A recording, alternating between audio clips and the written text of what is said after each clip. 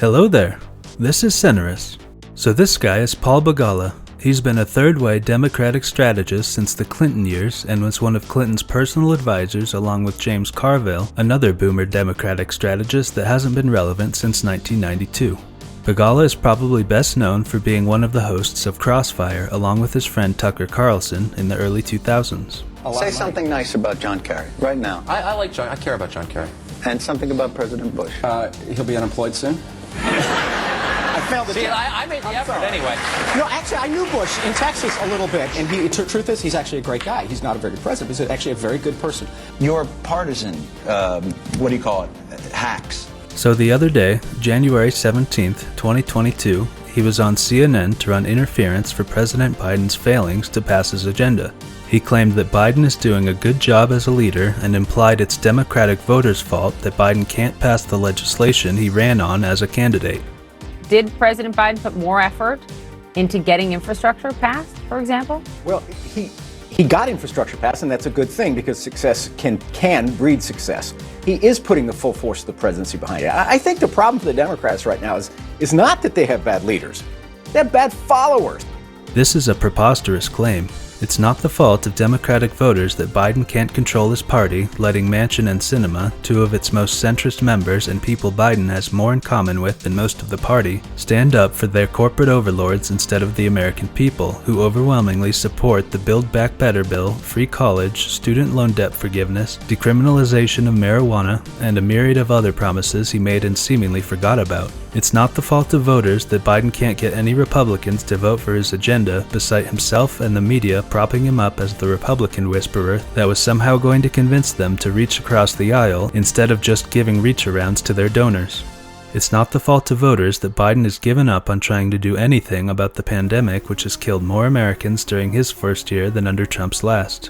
Despite Democratic voters handing Biden the presidency in record numbers to address all of these grievances, the Democratic Party and its strategists have somehow come to the conclusion that the best course of action is to blame voters for his failings. As they are heading into the midterms later this year, I expect they will ramp up this rhetoric as it has become a reflexive action Democrats jump to whenever they suffer defeats. Just as Hillary Clinton blamed Russian hackers, James Comey, and sexism for her loss, and never considered the fact that she was a terrible candidate who ran a terrible campaign, the Democratic Party will blame progressives and leftists, low turnout, and state voter suppression laws that they haven't done anything significant to counter. While the House has passed both the For the People Act and the John Lewis Voting Rights Act, both are stalled in the Senate because President Biden and the Democratic leadership don't have the control of their party or the political will to abolish the filibuster to pass their agenda. Biden himself admits that he doesn't know if he can get the party he is the ostensible leader of to pass voting rights. To filibuster reform, can you get this done? First of all, don't ask questions about complicated subjects like, can you get this done?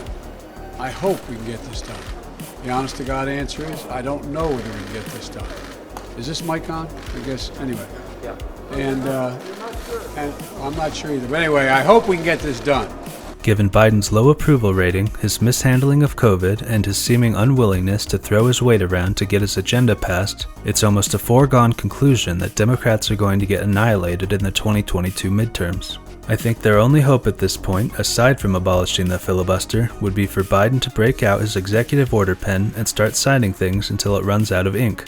Removing marijuana from the scheduled substances list and forgiving student loan debt, either the $10,000 he promised or better yet all of it, would be two very popular executive orders that could alter the course of his approval ratings, which are second only to President Trump's in terms of low approval after his first year in office. Given the close relationships and bribes, campaign contributions, to Biden and the Democratic Party by the education and pharmaceutical industries, I don't think this is likely. It's easy to see why these industries invest so much money in the Democratic Party, as private colleges have more than doubled tuition costs over the last 40 years, and with student loan companies providing predatory loans of tens or hundreds of thousands of dollars to 18-year-olds with no credit history, these colleges basically have a blank check to charge whatever they want for tuition, room and board, etc. Things are similar with the pharmaceutical industry, which charges whatever they want for opioids, which are incredibly addictive and profitable compared to weed, which is less addictive than coffee and can be grown inexpensively. With the incredible profits these industries make from the commodification of education and medicine, it's easy to see why these industries bribe politicians and fight tooth and nail to keep the president or Congress from legalizing weed or forgiving student debt. Only time will tell if President Biden decides to play hardball with these industries as well as Manchin and Sinema and abolish the filibuster to pass his agenda. But I think what is sure is that the Democratic Party will continue to blame their voters, who are largely to the left of Manchin and Sinema, for their policy failures and 2022 losses. I wonder how many more times the Democratic Party can play the "this is the most important election of our lives" card, or the "we have to vote out fascism" card, and then subsequently wasting their time and power to inevitably hand power back over to the fascists they are allegedly an opposition party to. Given the fact that Biden won the presidency on a platform of fixing all the problems he created while he was in the Senate, and instead has chosen to squander his first year in office in spite of majorities in the House and Senate, and yet many Democratic voters still support him with as much implacable zeal as diehard Trump supporters, I think the trend of Democratic presidents wasting their time in office and blaming their voters for their failure won't be going away anytime soon. Thanks for watching. Peace.